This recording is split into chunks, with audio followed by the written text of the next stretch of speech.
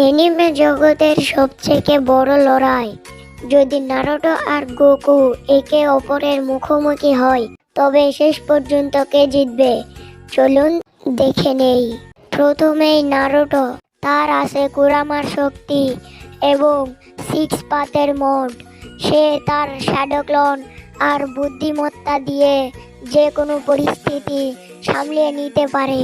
তার লড়াই করার জেদ অবিশ্বাস্য। অন্যদিকে গোকু, ড্রাগন বলের হিরো। সে গ্যালাক্সি ধ্বংস করার মতো ক্ষমতা রাখে।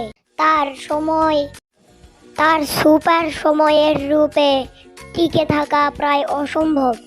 গোকুর শক্তি অনেকটাই উপরওয়ালার মতো বলে মনে করা হয়।